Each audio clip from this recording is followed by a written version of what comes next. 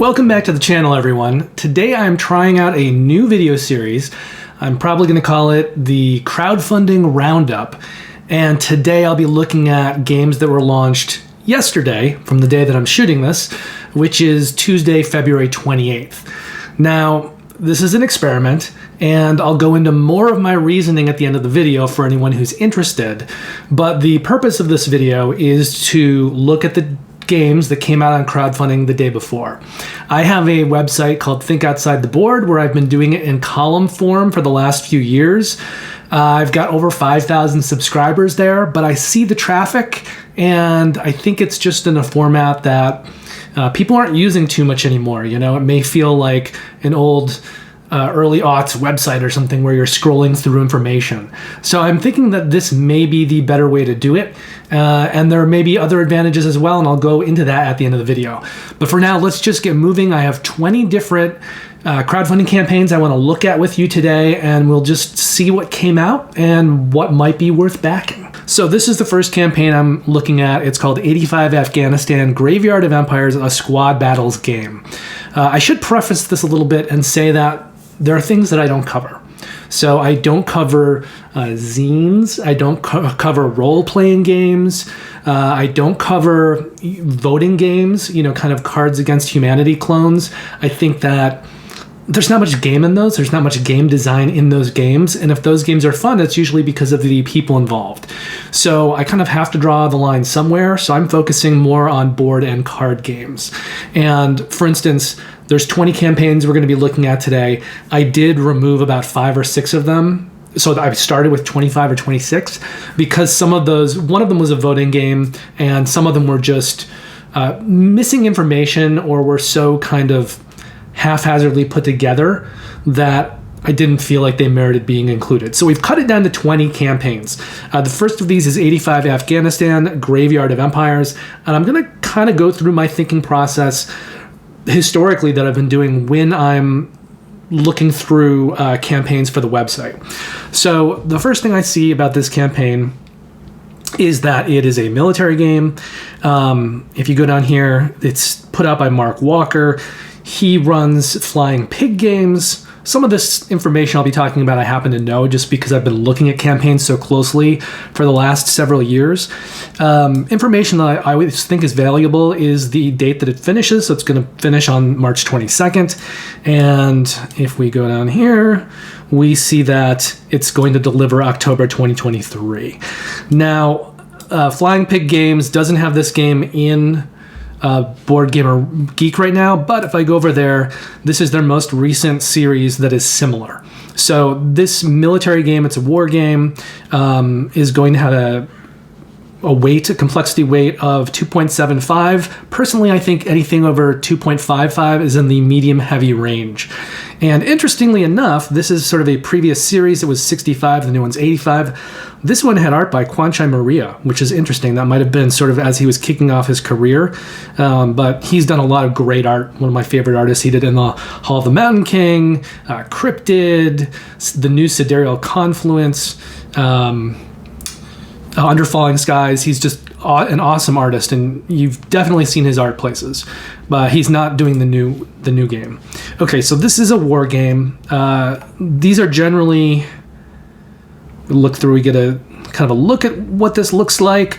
A lot of these war games are kind of underproduced, like they're cardboard, you know, chit pull systems. They're not heavily produced, and I'd say I'm not a big war gamer, so I'm definitely not someone to speak to through a lot of these war games, but the publishers that I know the best are Compass Games and Worthington Publishing. I'd say after those two publishers, like if I was going to back a war game, I'd probably back maybe Compass Games. But after those two publishers, then you start to get into, you know, maybe Flying Pig Games, and Mark Walker might be sort of the next biggest group. Dan Versen Games, we've got a campaign from him today. He does a lot of kind of card games that are war game themed. So, but they don't have the production level of, you know, some other Euros and things that you're maybe used to seeing. So, yep, this is what this looks like. Pretty typical. If we're looking at the pledge levels here, so they've got an early bird pledge, it's $80. I think this one, sometimes early bird pledges work off of a timer. Sometimes it's a number of copies. This one looks like it's a number of copies, so they're starting with 100. Once those are gone, you'll be playing the standard pledge, which is $90, $10 more. Let's see, we've got shipping over here. Looks like shipping is $29 if you're west of the Mississippi, $24 if you're east of the Mississippi. And then they've got, let's see, another game, Solitaire. So you can buy that in a bundle, and that would be $135 plus, $29, so $164 for the bundle with shipping. Whereas the regular pledge here would be $90 plus $29, so $119 with shipping. Yeah, I mean, this probably isn't a game for me. I'm not a huge war gamer, but this is the game. So that is our first campaign here, 85 Afghanistan, Graveyard of Empires. And since it's not really a me game, I would definitely include it, on my website normally in the list, but it wouldn't become a game that I would consider including on the Kickstarter weekly video series. So I'm just going to unsave this. I think I'm done with that for now, and we will get rid of that. So then we move to an Age Contrived. So this is a Euro game I've been interested in. I've heard some things about. Out of all the games we're looking at today, this is maybe the one I'd be the most apt to back if I was going to back any of these. Up here, we look at the funding, where the funding's at. So normally there's a funding goal, and they tell you where this is at in relation to the funding. I've been looking at these long enough that I know that usually they make 2/3 of the amount they're going to make in the first 24 hours and the final third in the last 24 hours. And there's not that much that happens in the middle, which is why some publishers, I think, are doing shorter campaigns, because why have so many people putting time and energy into that campaign when not much business happens in the middle? However, I think that, the middle does give people a chance to consider their pledges, maybe increase it. Maybe there are other people who are on the fence, and so they need that time to consider it, and they'll come in and back it at the end. I'd be curious to see if you had a really short campaign, if maybe you don't do as much business in that last 24 hours because you don't have people jumping into the campaign who have been thinking about it for the period of the campaign. But look, they're well over their funding goal already. They're going to fund, obviously, so they're doing quite well. Now, let's see. We've got their funding date is March 23rd. We can see this thing's going to deliver in January of 2024. If we go over here and look up an Age Contrived, okay.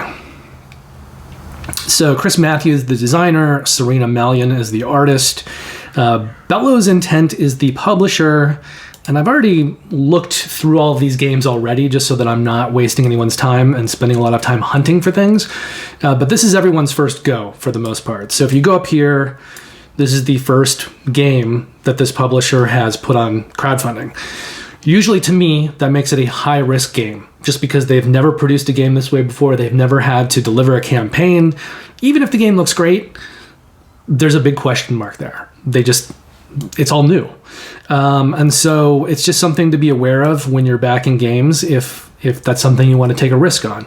And this is also first-time artist and, let's see, I'm pretty sure it's a first-time artist and designer. It's always good to look at these things when you're looking, see, this is the first game for the designer and the first game for the artist. So it's always good to check these things out before you back something, just to kind of see the caliber of the project and what people have done before so that you know what to expect. Okay, so let's look at the game here. It's a Euro game. If we go over here, we can see that there's area majority, network and route building. There's open drafting, there's going to be tech trees, variable player powers, and variable setup. So it kind of does things that a lot of Euro gamers do. It's just sort of a hodgepodge of mechanics. And they're saying that it is a fantasy Euro game of engine building and resource programming. So we've all played games like this before. The first thing I notice here, though, is that there is kind of standees, maybe cardboard, but thick standees, but standees nonetheless. So that does affect the aesthetic of the game. The art is colorful, engine building, resource programming, chaining combos. Rado liked it. something that I'm the hungry gamer. So it's got some people who are familiar to gamers saying positive things about it. Here they kind of break down some of the mechanics. It's always good. And if we look at the pledge levels down here, so we've got the core edition is available for $65. And let's see, if I go down to the bottom to get to shipping, let's scroll down here. All right. So shipping, apologies for like making your eyes bleed if you're looking closely. So shipping for the core edition is $20. So it's going to be $85. They also have a collector's edition, which is $99, and then with shipping, it's going to be $124. That is going to add in a Divine Winds module, the World Tree Monument, mechanical player boards, and the game tray system. Actually, I think the Divine, let's see. Yeah, the Divine Winds module is available in the core. So the only things that are added in the collector's edition are these mechanical player boards and game trays. And if we go back up here, just so you can see what that means. Okay, because the mechanical player boards are actually kind of cool looking. You can see here, they're these things, they look like they've got some substance to them. I don't know if they're metal or plastic probably, but you're going to be slotting things into these. They're going to move around. So they're more than just kind of a cardboard player mat. This is probably a plastic tray with some functionality to it. So when you go up in that price range, you're going to be paying more essentially for these extravagant player boards, mechanical steel boards. So they're steel boards, metal player boards. As well as a game tray storage system. Now, if you go to the next pledge level, which is $119, or go back to shipping, $25 on that as well. So we're talking $144 for that with shipping if you're in the continental US. That's going to add in this thing. So you're going to get these enamel painted Divine Winds tokens with this player level board. You're also going to get cardboard player boards, which is kind of a downgrade, but they're giving those to you with this pledge level just so that you can play the game more quickly and more easily. So that's something you'd be getting in the first pledge level, but in the third pledge level, they're giving you both kinds of player boards. Whereas in that second pledge level, they're just giving you the steel mechanical boards. But with this pledge level, you're going to get these Divine Winds tokens. Those are new. And then you're going to get ink-washed miniatures, which will replace some of those kind of standees that we saw earlier, those cardboard standees, which are components. And then you're going to get this Ad Infinitum expansion. Now, this, they say here, there's a Pantheon log sheet, advancement tokens, trophy pieces, and a rulebook. And they say that this is going to be revealed more over the course of the campaign. So what this looks like to me is that this is actually making a playable campaign for the game. So you'll be able to play the game over a series of games, have kind of goals, ongoing goals, and things like that. So this is the biggest pledge here. If you want everything, it's $144 in the continental US with shipping. And that kind of includes everything. Johnny Pack has very positive things to say about this. He says, Chris Matthew isn't only a clever game designer, he's an expert on physical product design. And Age Contrived is the amazing result of this crossover in his talents, where the mechanisms and components create an experience bigger than the sum of its parts. Now, Johnny Pack is a really talented board game designer and also a great human being. So him having a really positive quote on here gives me a lot of confidence in this game. Like, he's not just praising everything. He's not someone who's out there praising all these games. And then you've got some videos if you wanted to watch more. Gaming Rules, Paul Grogan, he's awesome. He's got a teach on it. Before You Play, Monique and Naveen, they're awesome. They're doing a gameplay. Rado's got one. So there's plenty of videos to look at on this. Thinker Themer, Alex Radcliffe from Board Game Co. There's another Rado video. Board Game Ramblings, they're great. I like them a lot. So Hungry Gamer. So you've got plenty of videos to look at if you want to see more about this or gameplay. But for me, this is a Euro game and it seems to be doing a lot right. I like what I'm seeing. I'm not sure what level I would pledge it at if I was going to pledge it. Probably the big one. I'd probably get the everything. Maybe the middle one though. No, probably the big one because I do like campaign type elements. So this would probably go into my group of games that I would consider for the Kickstarter Weekly, although I would look at it more before I actually shot the video to make sure that I had a good feeling about it and I liked the gameplay. But this for me is something I would definitely consider doing. Just keep in mind, if you do back it, it is a first-time publisher, so there is some risk involved, but it looks like they've produced a good game, and it looks like they know what they're doing. Okay.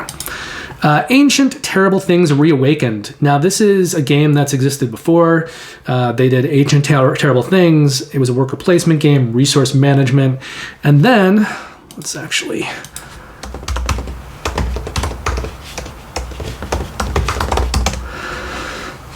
Ancient Terrible Things. Here we go. Kanja. Let's see. So Kanja re-implemented it, and now it's being re-implemented again back into Ancient Terrible Things. And this campaign is Reawakened is kind of a compilation of everything that's been done before, like a greatest hits, a best scenario. So if you've heard this game, if you like this game, if we look over here, it is worker placement. They haven't added the mechanism in here, but I know that it's worker placement. It's got dice rolling, push your luck, set collection. If this is something that you've heard about or that you played and you liked, this would probably be a good time to back it, because this is kind of the all-encompassing version of it. They are very close to funding, but as I said, if they've done at least 2/3 of their funding goal in the first 24 hours, they'll get there. So they will get there. It's going to complete its funding on March 16th, and it's going to deliver in October. So Pleasant Company Games, they've basically done this, Ancient Terrible Things. And if I click on this, just to show you, this is another good thing you can always do if you want to go over here and see what the publisher's done. You can click on the Creative tab, and you can see the other campaigns that they've run. So they did this game Konya, which was kind of another take on Ancient Terrible Things, a reskin. They did a game called The Dead Eye. And a lot of times, if you're unsure, you can click on these campaigns and see if they've been delivered. So for me, I tend to rate something as a high risk if it's someone who's never done anything before, or they've only done a couple campaigns. Once they've delivered a few campaigns, if they've done a good job, and you can go into the comments section of those campaigns to see what people thought, or if people didn't get their games, and to see how the publisher's been responding. So you can get a pretty good picture if the publisher has been handling it well or not. But once they've delivered a few games and they've kind of handled it well, I usually bump them to a medium high risk from a high risk. And then if it's a publisher who's published a bunch of stuff, they usually get put to medium low. And then a publisher who's really done a lot, a big publisher who, even if things go horribly wrong, you're still going to get your game because they have such deep pockets. Those are the publishers that I'll give a low risk. So this one is probably, for me, probably medium high risk. So they've published some stuff, they kind of know what they're doing, but they haven't done that much. Again, it kind of depends on you. I'm sure the publisher of this would not want to be considered a medium high risk. They'd probably say they're medium low, but somewhere in the medium, depending on your own take as well. So they've got a print and play version for $9. They've got an upgrade pack with some promos. Also the print and play for $25. The core version of this is $45, and then they've got the deluxe version, which I think that's the highest pledge level. Yeah. So that's everything all included, including a dice tower, a denim game mat, which is kind of interesting, and promos and stuff. That's $90. And if we look over here, let's just see what that would cost you in shipping. Okay, so here's your shipping. If you're in the USA, you're the first column here. So you'd be 12, 16, or 18 for the deluxe. So you're looking at $108 for the deluxe. The core would be 61. And if you just wanted the upgrade pack, let's say you had the stuff before, an older version, it'd be 37 for the upgrade pack. Now we've got people talking about the game here. Let's just take a quick look. See, so it's got worker placement. You're doing stuff with resource management. This version of it is kind of Cthulhu themed, I believe. Although when they reskinned it as Konya, it wasn't. Now they've come back to it, and I think they've made some advancements to this version based on some of the things they did in Konya. But it's a worker placement resource management game. It's been around the block a little bit. It's a fairly safe bet. It's the best version of the game. And this is something, there's your cardboard dice tower. And there's the denim mat. I think that's really, I always think it's interesting when people kind of do new things. So it's not neoprene, it's a denim mat. It'll have some nice grip to it, actually, which will probably do a good job of holding tiles and the components and stuff. But this tells you all the different things that are in the different packages. But this is something I definitely would look at and consider including on the Kickstarter weekly. Okay, so that is Ancient Terrible Things. Let's now go to the next campaign. That's the publisher tab. Okay, so Back O Beyond, Tales of Blood and Sail. And this is another one. They're closing in on the funding, but they're not there yet, but they're within 2/3. So I think this game will end up funding. It's going to fund on March 17th.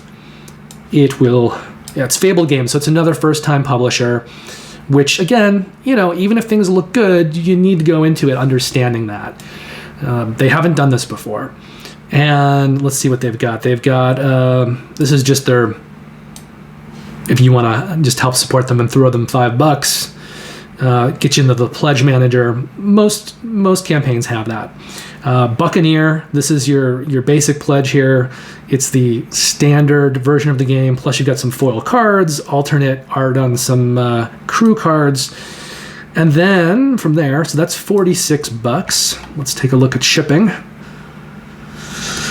In the US, 46 plus 22, so $68. And if you wanted to do the captain, you're going to be looking at $27 shipping plus an $80 pledge price, so it's $107 for that.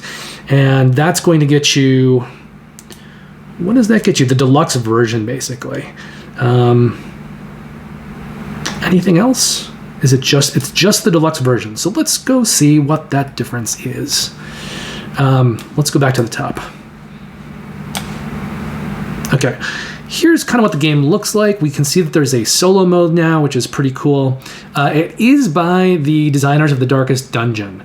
Now, I know that game had some problems being delivered. I think the publisher, I know there's some problems. I don't know if they asked for more shipping. I don't know if I don't know if they held the game hostage. I've heard rumor of that. Don't know what that means really, but the delivery process did not go completely smoothly. However, people who have played it seem to like the game itself. Okay, but it looks fairly well produced. You got these meeples here, cards. There are these tokens. They look like they're wooden tokens. Hard to say. And I think if we look at this, the deluxe edition, which is a limited run, so it won't be available at retail, is going to come with the Emerald Waters expansion. That's going to add in a 5th player, a new captain. So you'll be able to play it with a 5th player. But if you're still playing with 4 players, you'll have an additional captain to choose from.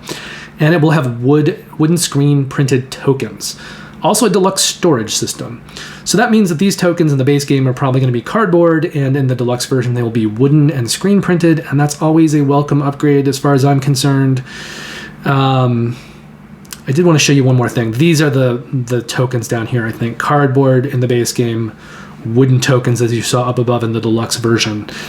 And this is their insert. So it's not game trays. It looks sort of like a general plastic insert you'd see in a lot of retail games. But this is not going to be included in the retail version, which means in the retail version, you might just be getting punch boards in the box and you'll just have to bag everything. So it's something to be aware of. Here is the 5th player board. I mean, if I was going to back this, I would probably go for the higher level just to get the extra stuff. The wooden tokens are good. Having a plastic insert of some kind is good. And I don't think I'd ever play it with a 5th player, but having an extra character is not a bad thing. But that's what you're looking at for this one. So it's like, what did we say? Shipping was $27. So it's $107 for the whole package. Okay, moving on. We've got DVG, which is Dan Verson Games' Flying Tigers leader. So he does a lot of card games that are military themed. I would put him on the medium-low risk as a publisher, just because what he does so well. He cranks out these games. So he's constantly making them and delivering them. He is a pro at producing these games on this level. He's already funded. And if you look down here, so, I mean, they're not necessarily pretty, right? They've got decent graphic design, but they're just these kind of military card games. And there are 6 different expansions in this one. So you're going to get the base game, and then you've got Japan Ascendant, and they're all $25. Fighting Kiwis, Kiwis Resurgent, Reversing the Tide, Final Defeat of the Imperial Dragon, Tigers in Hollywood, which is interesting, kind of a Hollywood version. Now, if you just pledge this level, which is $75, you'll get the base game, that's Pilot. If you pledge $225, that will give you all 6 expansions. So that is a difference of $150, which is exactly what you'd be paying. If you're paying $25 for each expansion, that's $150. So you're not really necessarily saving anything, but you are just getting them in one package through this campaign. And if we look down here, here's his shipping. So in the continental US, it's $20, and it doesn't matter which level you're pledging at. I did look at his website just for comparison's sake, and I think it's like $15 shipping on the website, and I threw in multiple games, and it didn't increase. So I don't know that, you know, you're getting a huge saving over his website. It seems like it's kind of in keeping with it, but you would be able to get the game right now. You know, there's a possibility that he's kind of a small-time publisher. He may publish enough games for the Kickstarter, and he may not have additional copies of everything later, especially if you wait a while. And I don't think I've seen Dan Verson games in game stores and things. So if this is something you wanted to pick up later, you might just only be able to get whatever's on the website. So this way you could get everything now for sure, and then later on you'd probably just be, you know, playing your luck, what's available on the website. So, but the shipping prices are fairly consistent with the website. I don't think you're getting a great deal, but I don't think you're getting a bad deal. I think it's consistent. And if this is something you like, why not? Why not go all in? I'm not hugely into war games myself, so this is not something I'd probably be... Here, Russ Lance is the game designer, graphic artist. Ben Rawlings is the aircraft artist. Vladimir Dudas is the graphic designer. I always like it when the creators are credited. Sometimes you'll go over to Board Game Geek and you won't see the artists credited. Sometimes you won't see even the designer credited, which usually I won't.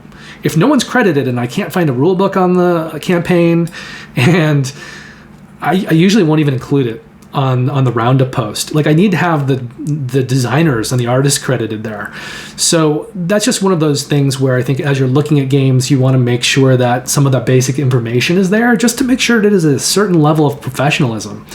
Otherwise, it becomes riskier. You know, if they can't even put that information out there, I don't know if you should be trusting them. But Dan Verson Games this is kind of all old hat for him, and he's run a ton of these campaigns. Look, 33 created. So he pumps these things out. So if you like card games and you like war games, this is probably a pretty good back. It's not really something I'm interested in, and it's not something I usually would cover in my videos. I tend to, in the videos, focus more on the stuff that is games that I would be interested in, so heavy Euros, dungeon crawlers, stuff like that. This is definitely a little bit niche, these war game card games. Okay, so let's close that tab out. Encounters Shattered Wastes. So let's take a quick look at this one over in Board Game Geek. All right. Yeah, so this one is one that doesn't have any information here at all. There's no designer. The artists aren't credited. They don't even name the publisher. And the weight here is just a generic middle thing. It doesn't mean anything. You can see that it is a fantasy game. It's cooperative. It's got open drafting. So we're kind of limited to what we know about this just from the campaign itself. It's already funded, so... You know, other backers are maybe not as discerning as I am. It is a first-time publisher, so that's always something that you need to be wary of, I think. You can see that it's okay component-wise. I mean, the components are there, but you've got standees, you've got relatively thin cards and boards and things. So if you look at this, look, it looks like a maybe Final Fantasy that they're making it into a board game. And I will say this, the iconography here on the cards is clear and concise. Like, there's not great art. There's no art on a lot of these cards. But some of these games, by first-time publishers, they're just getting started. Sometimes the art's really messy, and the iconography is really messy and hard to read. So at least this is clear. You know, they've got clear stuff going on. They've got these standees, which look kind of thin to me. Right? It's bare bones, kind of. It's bare bones. And it's sort of a Final Fantasy type fighting game. You can see here, as we scroll down, they do have available an add-on for acrylic standees. So if this is something that I was backing, I'd probably get the acrylic standees just because they're sturdier and they look better than the very thin cardboard standees. And I think if we go down a little bit more, hey, there's Alex Radcliffe. He's played it. You can see what he thinks. It's always a good thing when they've got some recognizable, knowledgeable people saying something about the game. So, okay, if you're backing this, the standard edition, it's $55. In the US, it's $14 for shipping, so you're talking $69. The deluxe edition, that's kind of a big jump, right? That's another $70. So you're getting the $20 acrylic heroes. You're also getting acrylic standees for the enemies. And so far, that's not available otherwise. But if it was, it would probably be another $20. So that would be a $40 increase in shipping. But this is a $70 increase in shipping. But here, look, you're also getting a neoprene playmat. So that increase does kind of make sense. And then there's some foil cards and some special dice and things. But that's what you're looking at for this one. There's a retail price there too, but we don't really need to be concerned with that. It's for retailers. But the deluxe edition, you're looking at $125 plus the shipping. It's $140. It's a lot for what this game is, and the fact that component-wise, it's not that well produced. Let's be honest. But like I said, it's kind of clean looking at least. I do like the acrylic standees. And I'm trying to find something on here to show you, which I saw previously. Where is it?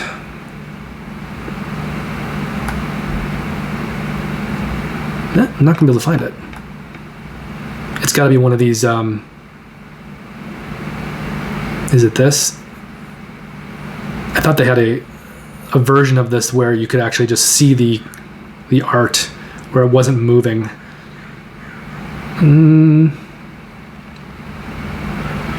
This is why I looked at this, ahead of time, though. I looked at all the campaigns so I wouldn't have to do this too much. This kind of like hunting and pecking for things. Okay. Yeah, I'm not gonna be able to find it, but I will say, let me try one thing here. Let's see the rulebook. Maybe it's in the rulebook, which you can download.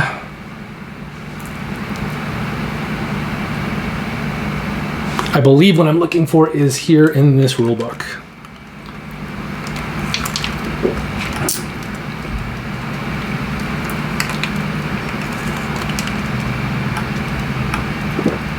Yeah, right there. So you've got these game boards, right? There's the enemy, and there's the player here. So once do they have one where it shows it populated? Sort of. I'm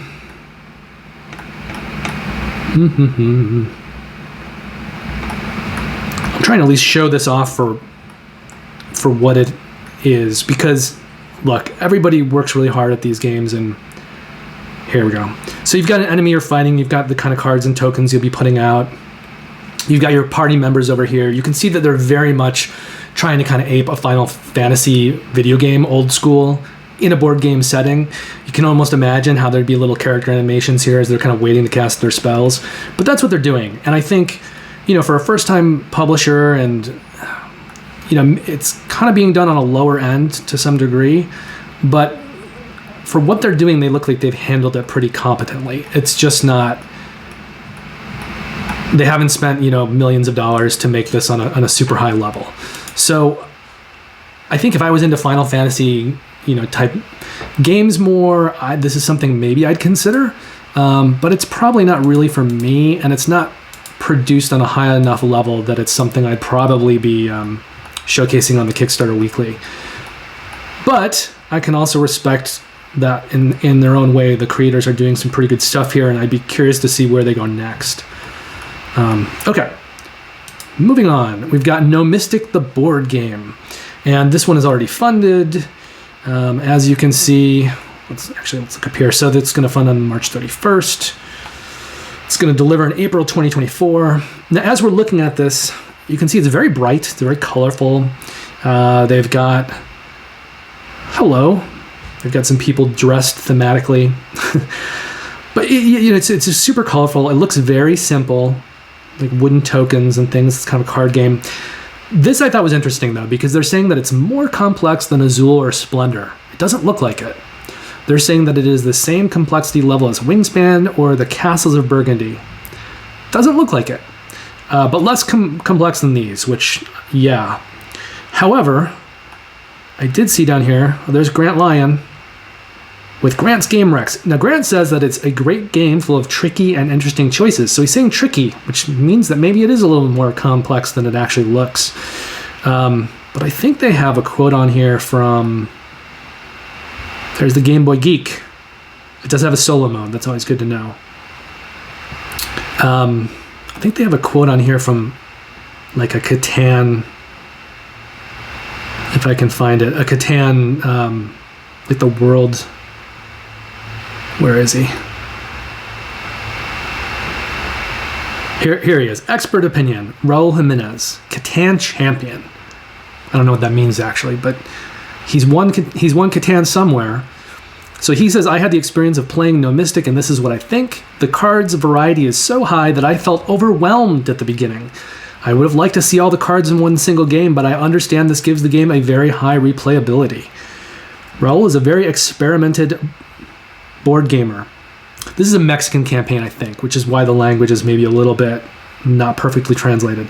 He has achieved to be Catan champion and finalist 3 times, in Mexico. So that's a reason the language is a little not quite... the English is not quite subjugated correctly.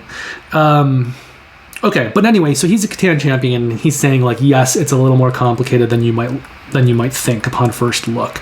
So all of that does seem to give credence to the fact that it is maybe more on the level of a Wingspan or the Castles of Burgundy, which it's probably good that they've kind of hit that note a few times in this campaign, because it does look like a simple, kids game, family game, and it may be that, partly, but it might have a little more going on. Okay, so... And again, this is a first-time publisher, so it's just something to keep in mind. So Gnomistic, if we go over here, we look at it on Board Game Geek, always a great resource to look at things. They have the designer here, but they don't have the artist, but I did look and I found the artist other places. So the artist is credited. We've got hand management, set collection, hidden victory points. Victory points is a resource. So it's a kind of simple... resource management game themed around leprechauns, and a little more going under the hood than you might at first think. Now, this is kind of crazy. This is their, just if you want to support the game, this doesn't get you anything. It's $22. That's pretty damn rich for just wanting to get into the pledge manager and kind of show your support. Their first pledge level that actually gets you the game is this basic spell, $66. Let's see, if we go down to shipping. Where are you shipping? Did I miss it? There it is. So it's $19 for shipping. So you're looking at $85 for this game. It feels like it's a lot for what it is, to be honest. And then you've got an early bird, Clever Clover, which has some extras in it. It's got an expansion. It's got this... pot up here. Where's the pot? It's a plastic pot. It's like a resource pot. You're going to hold the resources in, if I can find it. It's coming up. Where are you, plastic pot? And it's hard, you don't always know what something is going to look like necessarily from what you're seeing in a picture. Could be an early version. But I will say that I'm not super impressed with this pot. Okay, and it's got promo cards and stuff like that. So that is the price for the early bird, which is $68. That's the early bird. There's 400 of those. Once those go, you'll be paying $83. Then there's some retailer pledge levels. So $83, and I think it's still $19 shipping. So if you're kind of going all in and getting the extras, you're looking at, I think it's $102 for this, which again, it feels like it's a lot for what it is. Just my opinion. And this is probably something that I would not also cover in the weekly, but if you like lighter games and you want to help out some Mexican designers, a Mexican production company that's getting going, a new publisher, then you could back that. All right. Huang by Phalanx. Now this is interesting. This is a Reiner Knizia game, and let's go over here. This is the same game as Tigris and Euphrates and Yellow and Yangtze. And Yellow and Yangtze came out not that long ago. So it's kind of interesting that they're doing yet another version of it through Phalanx. And Phalanx is generally a war game publisher. So over here, this is Gamefound, by the way. So it looks a little bit different. You can click on there, learn more. It's going to complete funding on March 9th. If you click on a pledge, it'll tell you when it's delivering, September. So you've got a standard pledge and a deluxe pledge. This is 45 euros, 59 euros, and then shipping is, everything's in euros. Let me just, so 16, let's do this. I think we said 45 plus 16 would be what, 61 euros? So it'd be $65, I think, right? 16 and 45, yeah, 61, and then I just keep not remembering it. So it's 16 and 59, which would be 66, 76. So the deluxe would be $81 plus shipping. And the deluxe version, if we click on this, comes with the game itself, a fifth player expansion in the deluxe version, and then miniatures. So basically, when you pledge this, you are just getting, let me get some water. You're just getting a standee version.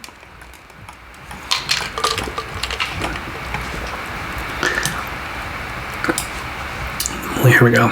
Okay, so here's what it looks like. You got your standard version there is the board, and there's player screens, tiles.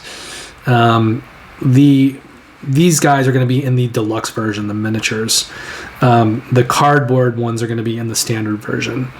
But when you upgrade to the deluxe version, they're still giving you the standees for everything, including the fifth player.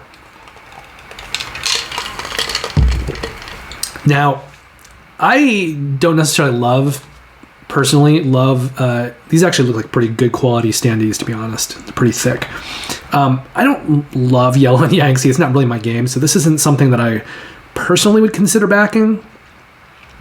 But knowing that it's sort of this abstract Reiner Knizia game, it's been around the block a few times. It's a solid game. It's probably something that I would consider including in the Kickstarter Weekly. And you've got videos from various people if you want to check out gameplay. Apologies for my scrolling. But you've got two pledge levels. You've got the standard and the deluxe. It's pretty simple. Okay. Last Fish. So this one's back on Kickstarter.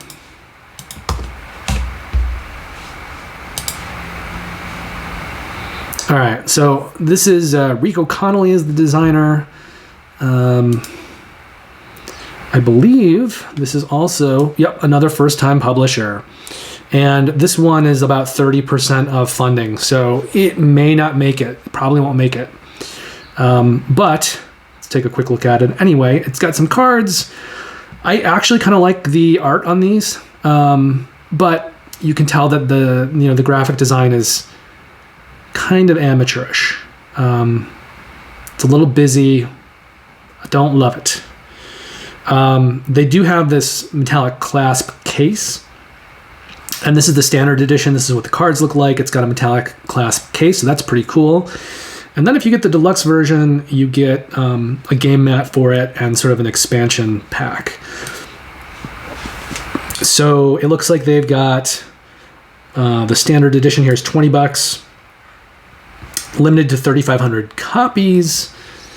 And let's see. There's the artist. The artist is not credited on Board Game Geek, but her name is Winnie Liu. Put your artist on Board Game Geek. Give her credit. All right, shipping. Where's shipping?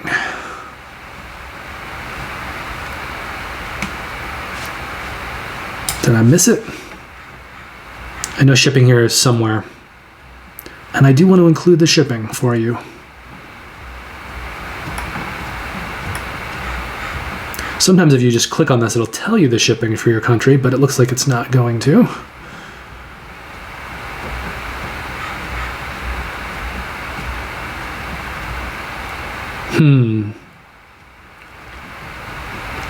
This is never really a great thing either. You don't want people to have to kind of go hunting around this much to try to find information. It's better if it's laid out in a way where, like, you should be able to find shipping fairly easily. And I'm still not finding it, which is not great. Where's the rule book? Let's see. Oh, there we go. Shipping. So it's up near the top.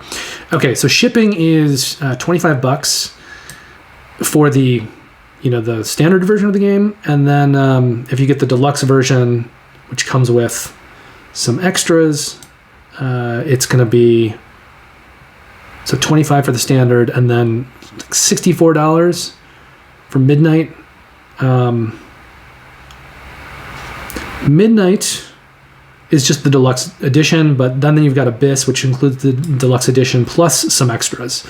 So if you wanted to go all in, this would be your price. You've got $69 plus $17, so $86 for the whole shebang. And I like to support creators who are kind of just trying to get going.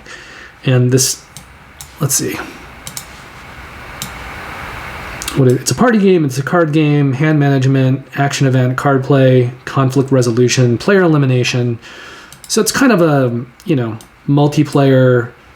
I don't know if it's necessarily a fighting game, but it's you're going to be doing things that are contentious. Yeah, it basically is a fighting game. But I don't think this one's going to actually fund. I don't think they're going to make it, unfortunately. Okay, Neo Grimorium. So this is another card game, a card crafting game.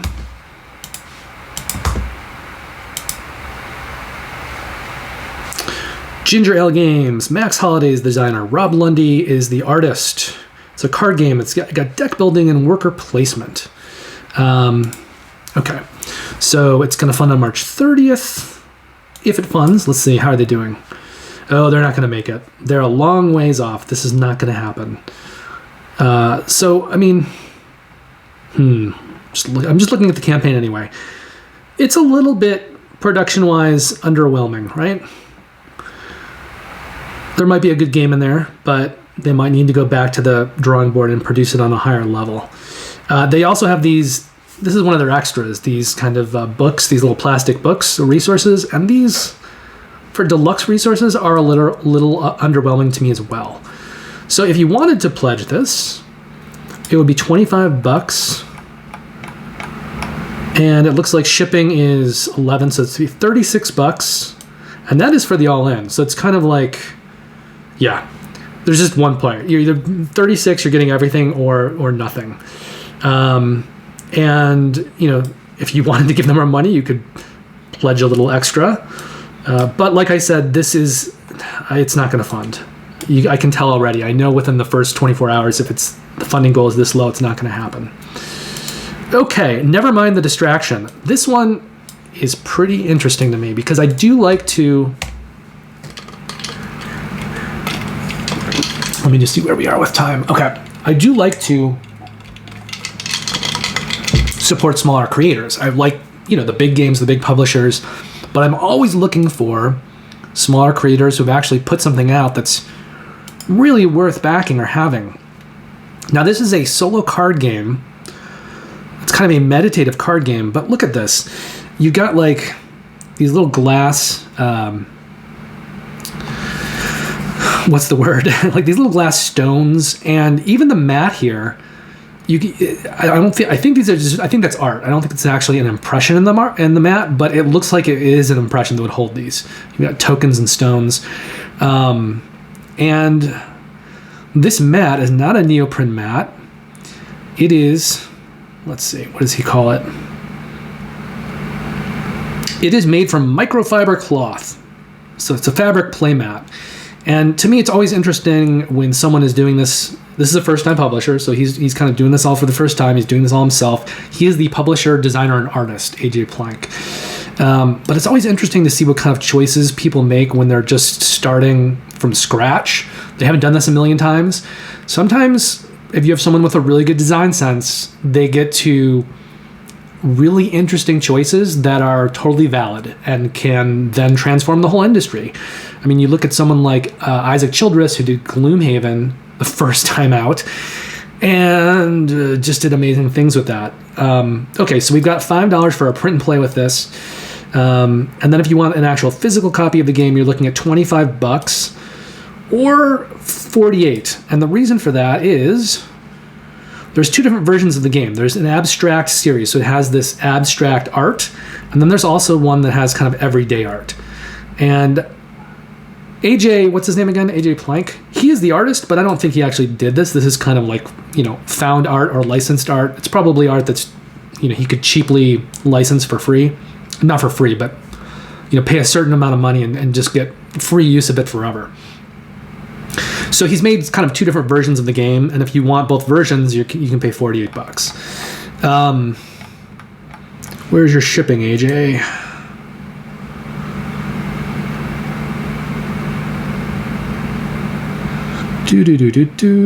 Here we go. So shipping is $9 if you're just getting one version of the game. So that would be $34 total. Or if you're getting both, you're looking at $59. I mean, I like the abstract art. If I was going to back this, I probably would just get the abstract art. I don't think I would need two versions. But essentially what this is a little card game. It's kind of a puzzle.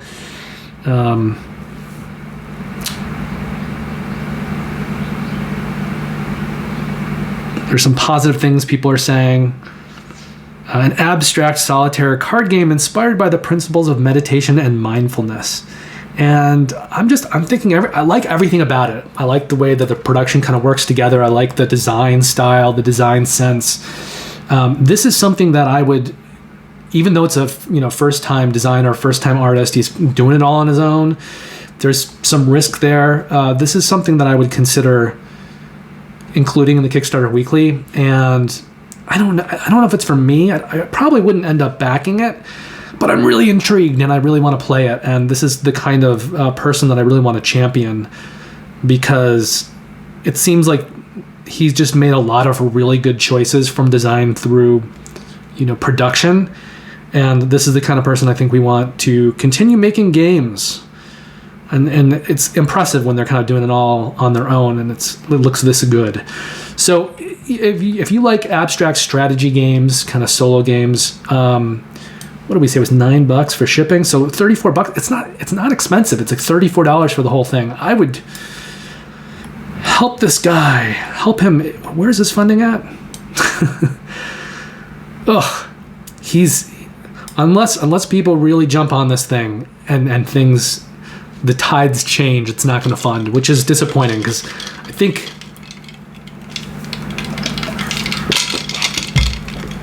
this is something that deserves to fund and should fund, and I think gaming could use this game and this designer.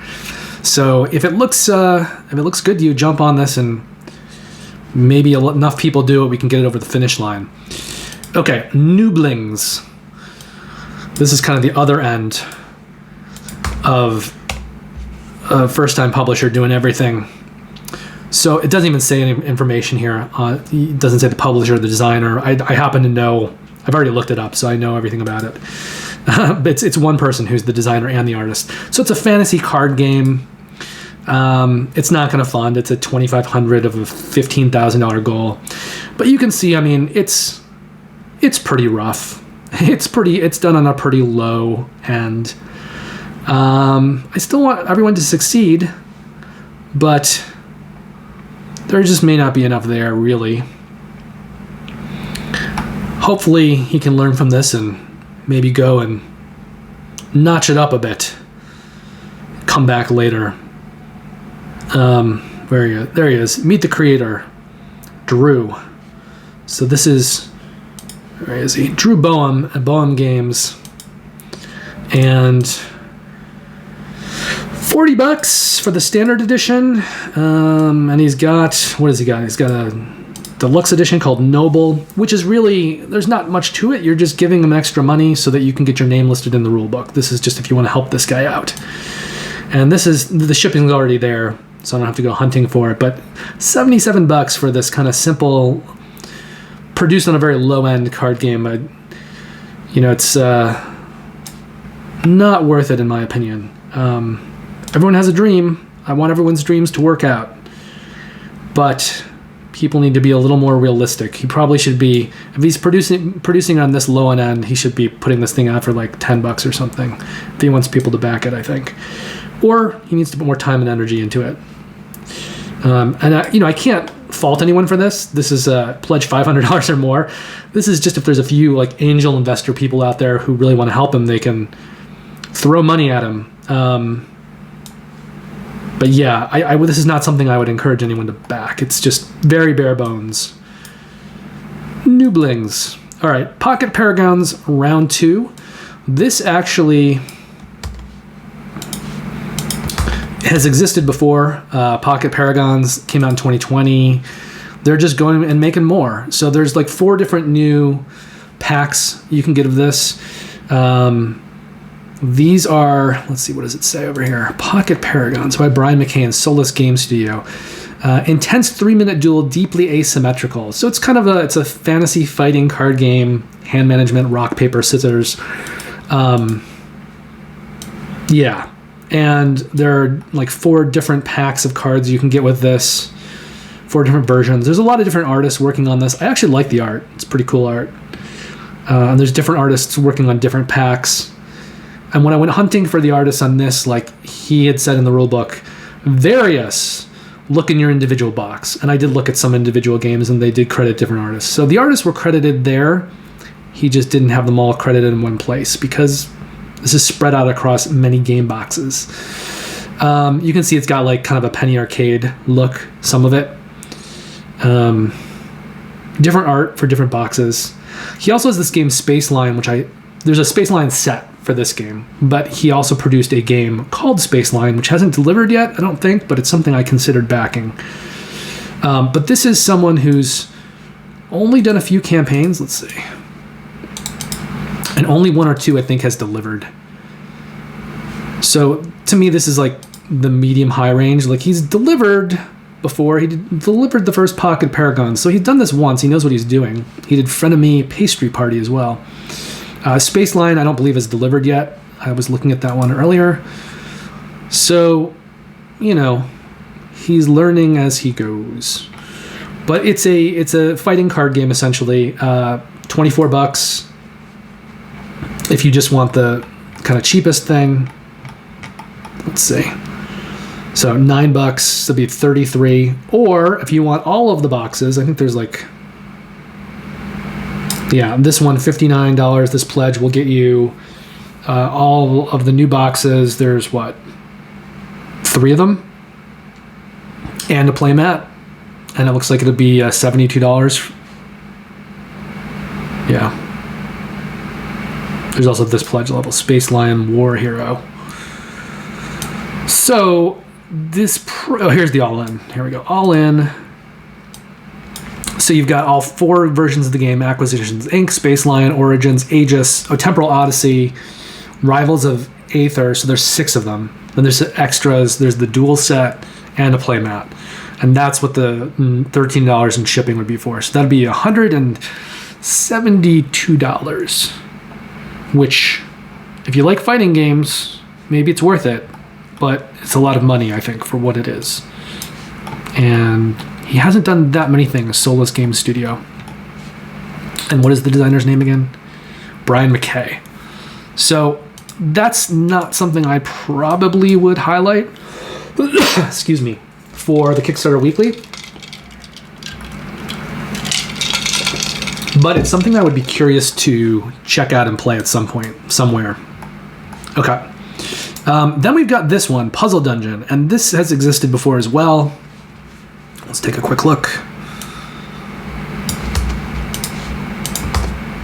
These are all things that came out on Tuesday, yesterday. So there's 20 different campaigns that we're looking at. There's a lot of stuff. So this is Brian Garber. He did Puzzle Dungeon back in 2019. He's got more Puzzle Dungeon, more stuff. Let's see. There's the new deck for $20. And shipping. Shipping in the US is free, so it's already included. And it's $10 if you're outside of the US. And if you're outside of the US and you're getting the deluxe edition, it's $15. So he also has a print and play you could do for $20. Or the Custom Hero plus Intro deck. This is, I think, the deluxe. It's $35. So with shipping in the US, it's still $35. Elsewhere, it'd be $50. But there's only 50 copies of this. A Custom Hero and Intro deck. Yeah. Apologies. So again, this is, he's going for this pixel look. He's kind of leaning into the low end of production, I think, in that sense. And it looks good for what it is. It's maybe a little hard to read, but probably not my thing. I like a little more going on than just kind of fighting card games. And if I was going to get something that was a fighting card game, I'd want some more, story and complexity and stuff. But if you like pixel art and you want a quick fighting card game, something that's quick to play, here's a creator, an up-and-coming creator who could use your back. Now, he's already funded a very low pledge goal of $500. So, let's see. He's done this before, right? Brian Garber, 24 created. He's done a lot of these campaigns. So he does know what he's doing. This has probably put him on the... I'd be a little torn. I'd want to rate him as a medium-high risk just because it's a one-person operation. So if something goes wrong, he's on the hook completely for it, and things, if he gets hit by a car or something, it's all over. But did not load. But he has done this quite a bit, so he's not operating out of ignorance. And yeah, he's done several campaigns. It looks like he's also done... some of his earlier campaigns were kind of sticker sheets and I think maybe some pins and things like that. So not all of this is board games. I tend to only look at the board game stuff. If someone's done a lot of campaigns that are just sticker art, I don't really consider that. But he has done a few kind of card game things before. It's not his first rodeo. He's done it before. And it is a kind of probably low overhead thing. It's just a card game. It's not a huge game with miniatures. So maybe for this, he's somewhere between a medium high, medium low risk. But not really for me, and probably not something I would be profiling in the Kickstarter Weekly. Okay, Sallyface, Strange Nightmares. I think this is actually based on a video game, which I'm not too familiar with, but it's by Steve Gabry. It's another kind of, I think, one-person show. Obviously, though, this is an IP that people recognize because it had a fairly high pledge for something that's a little bit on the lower end, production-wise, but it's doing really well. It's a first-time publisher, so that's, always be wary. What does it say over here?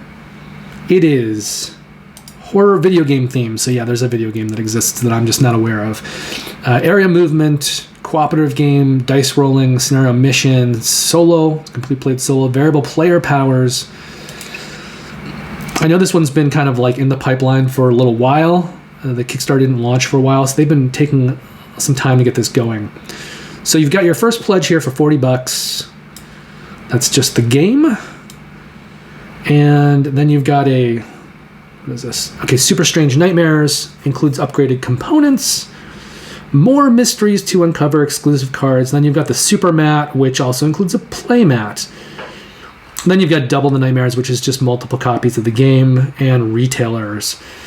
And then you've got a Charlie's Mini Collection that also throws in some, I call these vanity rewards because they're sort of not related to the game, but you've got t-shirts, figures, things like that.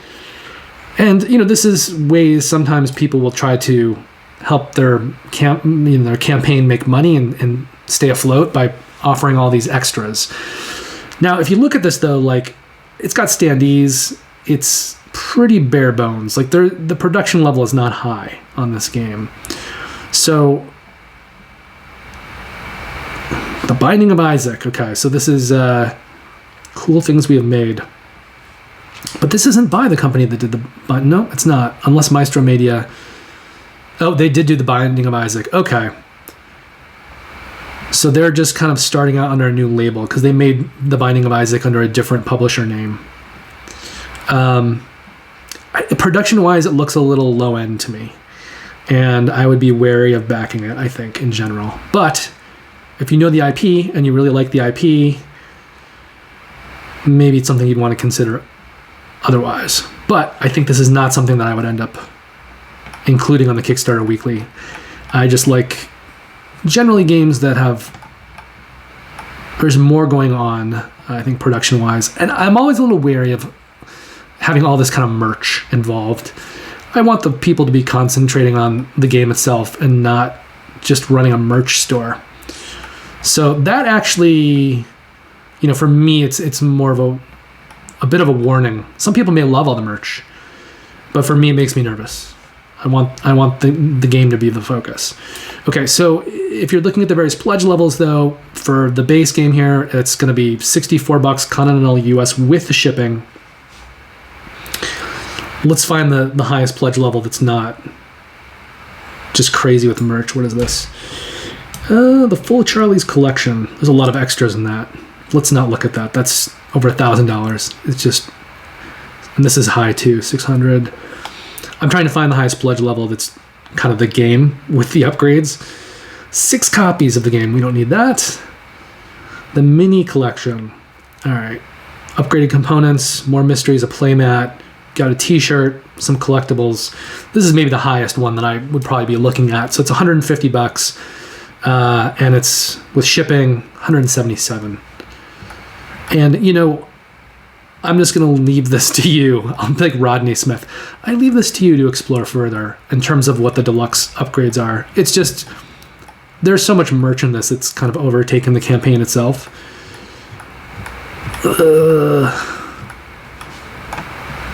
Give us a game. Don't give us... That's the fall collection.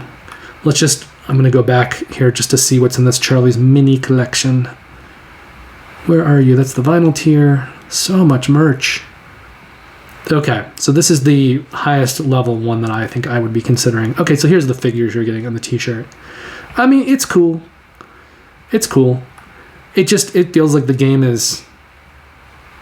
I don't want to say an afterthought, but it's one of a large number of things that are being considered in this campaign. However, if you love the video game, if you know more about it than I do, and you're a huge fan, maybe this is something you really want to back. But for me, this would not be making the Kickstarter weekly. And they don't really have a lot. There's the Game Boy Geek. Hello, Game Boy Geek. But there's not a lot of other creators talking about the game, which also makes me a little bit wary. Okay, that is Sally Face Strange Nightmares. Now, over on Backerkit, we've got Thundergrift Games,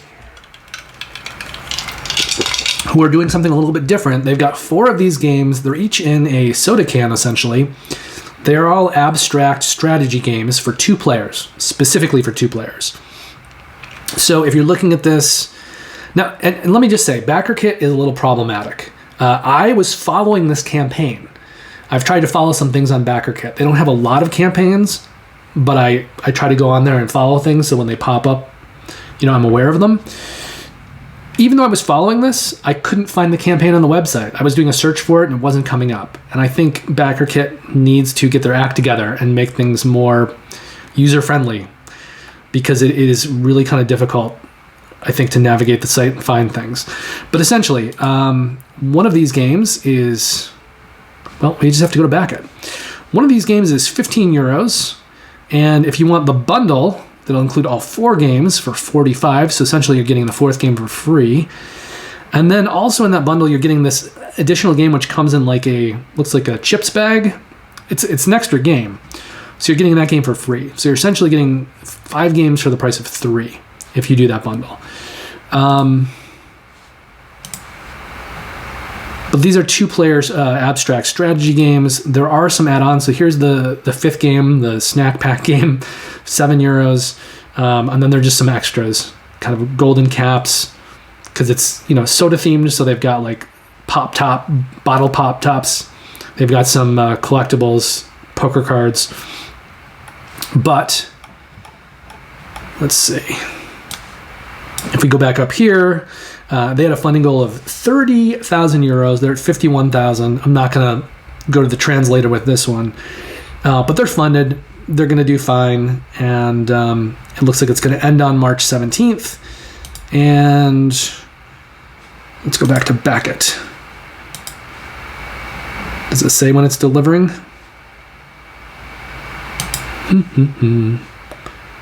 Shipping and delivery. So, they're targeting October to deliver this. It's a cool idea. It's pretty clever. It's I think if you're looking for abstract games to play with 2 players, it's small and portable and could be a fun little thing. And it's got 4 different designers, different sets of artists.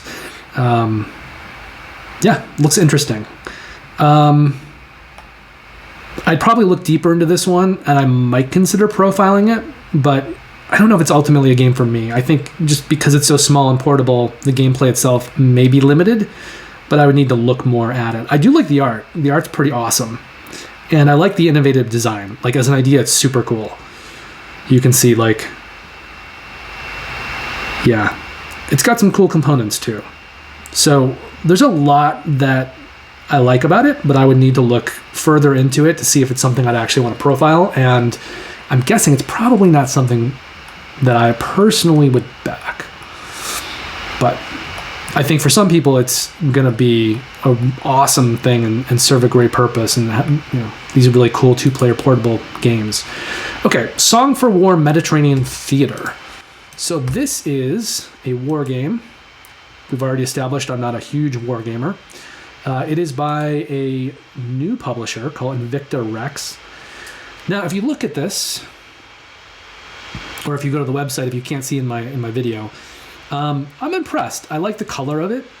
And from what I can tell in the videos, they've got some dials here. They've got some wooden tokens. Like, the components look pretty well produced. If I was looking to get more into wargaming, I might consider backing this maybe. But I'm not a huge wargamer, so this probably ultimately is not for me. There's the discriminating gamer with a beard. Now, $99 for this one. And there's the team.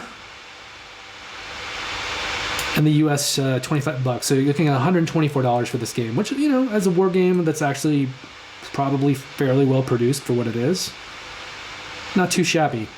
So I think if I was looking to get war games, I might consider this. I might just go for Compass Games because they have a bunch of things. But this is probably not something I would include in the Kickstarter Weekly. That's not a game for me just because I'm not a huge war gamer. But if you are, I would definitely check this one out. This is probably at the top of things I would be looking at as a war gamer. And what do they say here? I did see some quotes when I was looking earlier that had me interested.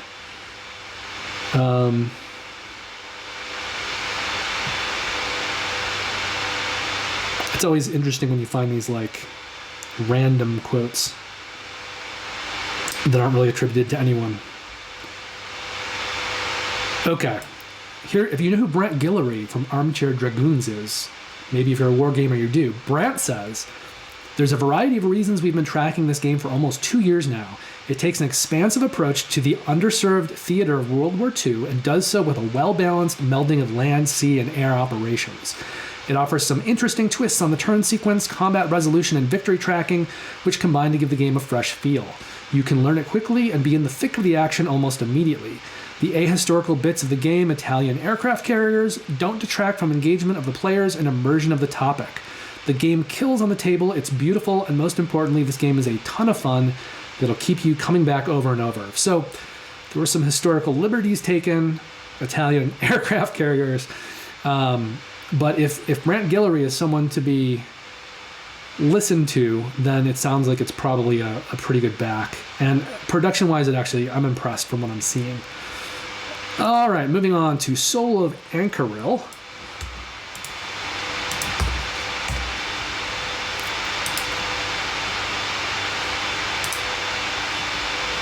Okay, so we've got some designer information, artist, Tamboo. This is a card game, a war game. It uses action points, deck construction, hand management. So it's another war game, but it's very pretty. Also, basically, it's a second-time publisher. So again, you got to be careful because they don't have a huge history. It looks very colorful. It looks very pretty. They've got some miniatures. They've got these tiles.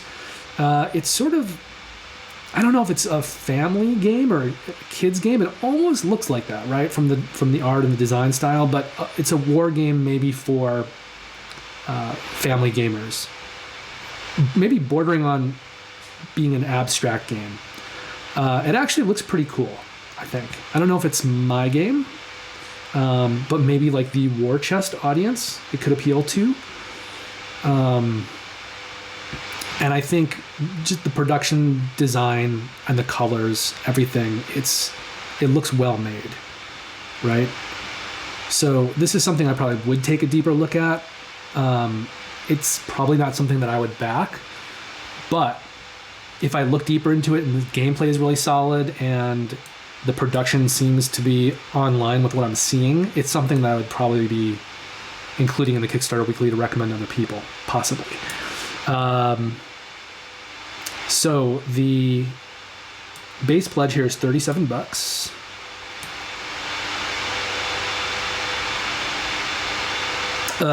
Shipping, okay. Where are you, USA? Okay, so 22, this is going to have kind of expensive shipping. We can plug in the shipping here. So 22, it's $23. So we're talking $50 for the base. Then they've got this Initiate of Metal and Wood. Oh, I see. It's kind of like, it's an upgraded version. Physical copy of Solitaire. Oh, maybe it's like several different versions. I think that's what it is. It's several different versions, and then if you go here, you're going to get all three versions of the game. You can probably put them together. They come in a slipcase, and this one's going to be $84 plus. Where is their shipping for this? That's Warden. Okay, 37. So $39. $39 plus 84 is 40. It's 140. No, I'm sorry, 123. And then there's one higher level that comes with like miniatures and things like that. That also has a digital soundtrack. So, I mean, I'd have to take a closer look at this one because it is a second-time publisher, and I think you always have to be wary. But it does look like it could become a huge game if it really takes off with family gamers, and I don't see too many videos. I mean, this is this looks like this board is Boardgame Co., but that's Devin, I think. So he's done a video on it. It's more Europeans that have done some videos, and the production looks good. Like these trays and things, it looks like the production quality is very high. And so if you really take a look at this and you're liking what you see, you might want to go deep into it and kind of get all the different versions of the game so you can put it together and have the full experience along with the slipcase here. It's interesting. I don't know if it's a game for me, but it's interesting and I'm very curious about it. Let's see. It's an Italian publisher, and previously they did Bloodsword, which was a 5e, like a role-playing supplement. So for all intents and purposes, this is their first thing really as a publisher. And like we said, it's a card game, war game, but it looks super accessible and bright and cheery and fun. This is something I'd really like to play out in the wild. Let's see. How are they doing funding? They're at about 50%, which is tenuous. I would say this may not make it. Okay, Spirits of Christmas.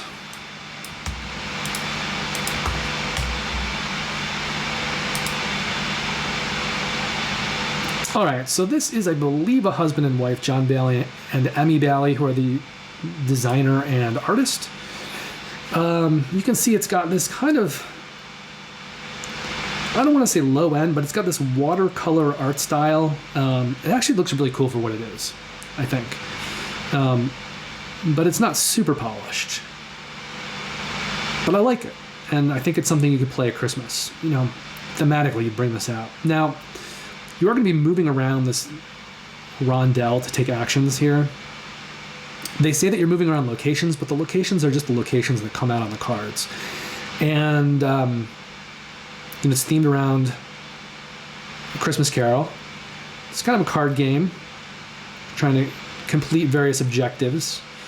All right, so the base game with shipping, continental US, is $40. And if you, no, that's for multiple copies. So it's $40. I mean, again, I like to support independent creators. I like people to do well. I do think there's some charm to this art style. And I think they're kind of leaning into a lower production level, which is a good thing. Like, they're making it work for them. But I don't think this would really be a game for me. And I don't know if it's, I would need to look more at the gameplay, but this is probably not something I would end up featuring on the Kickstarter Weekly. Now, it wouldn't matter because it's not going to fund. You know, they're at like 10% of what they need to get to, so they're not going to fund. All right. I believe this is actually the last campaign. Now, this is upsetting to me because you can see right here they're not going to fund. You know, they're not even a third of the way there. But I like this a lot. I think this is really neat. This is a first-time publisher, so this is someone that I actually would maybe consider backing and supporting because I'm so impressed. Look at this, the font here, the art style, the graphic design. I'm loving this. I'm really kind of in love with this. It looks a little bit like a Ticket to Ride type of a game where you're going to be doing route building. Let's just see.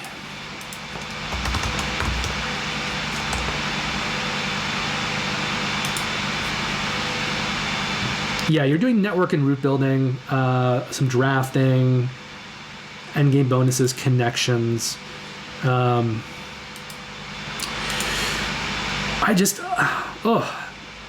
This is what I'm saying. Like, this is a first-time publisher, but look how good this looks. Look at how much, like, it's colorful and yet simple, and everything works really well. Like, the iconography is clear. These little player aids look great.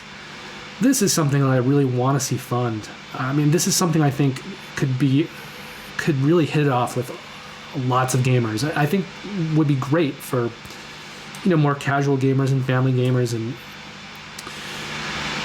it kind of hurts my heart that this may not fund. Hopefully they'll be able to take a look at this and come back and get it produced in a later campaign, because this is wonderful. Look, I love, you know, screen printed meeples.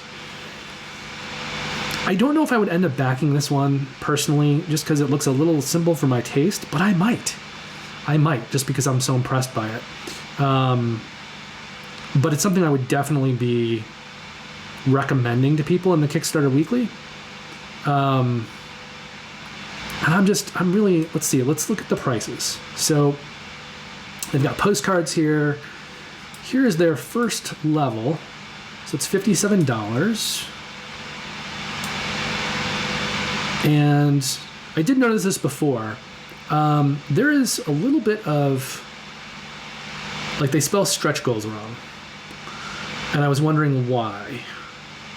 Because when you're looking at a first-time publisher, you want to make sure that they're literally dotting their I's and crossing their T's. Like, if you see, like, graphic design that's not, it's got misspellings, that doesn't give me a whole lot of faith in them. But here's why.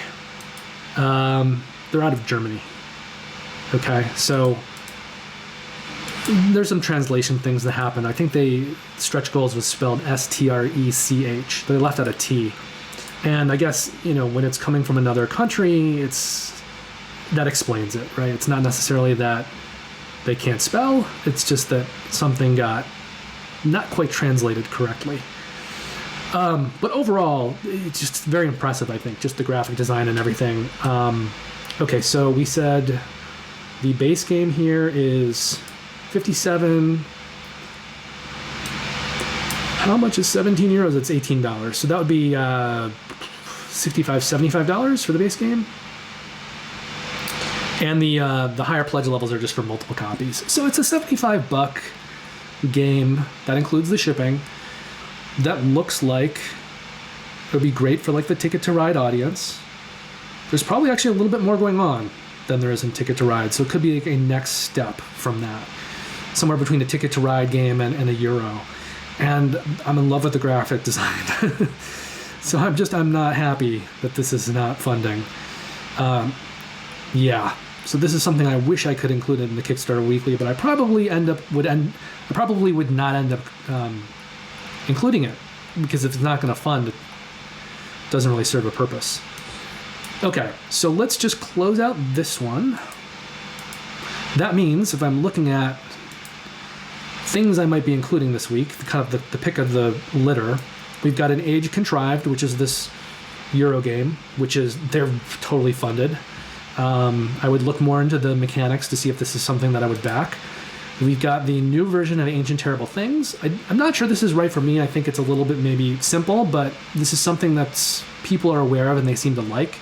And it hasn't quite funded yet, but it will. So this is something that I would look at including, but I'd probably go take a closer look at the gameplay first to see if I thought the gameplay really held up. We're kind of doing the pick of the week here, the picks of the week. We got Back Up Beyond Tales of Blood and Salt. Now, this is a first-time publisher. Fantasia, which is the company that Johnny Pack has been doing a lot of work for, has backed them. They will fund. They're not there yet, but I think they will just probably get this over the finish line. The only thing that could happen is they could decide, if they're just barely going to slide over the finish line, they could decide to cancel the campaign and take a look at it, maybe come back later, relaunch it, and try to get the word out more, maybe change some of the pricing so that they can do better. But it will fund. It's by the designers of Darkest Dungeon, which I've heard good things about, and the bad things that I've heard about it seem to be more attributed to the delivery of the game. And if I was doing this one, I would get the deluxe version with the wood screen printed tokens. But I think this is something I would look very closely at including. I don't think it's something that I would end up backing, and it might not make the Kickstarter Weekly. I'm not loving the fact that this insert looks like a pretty basic insert. I think this just might not quite make the cut for me, but I would definitely look at it closer. Okay. What else have we got?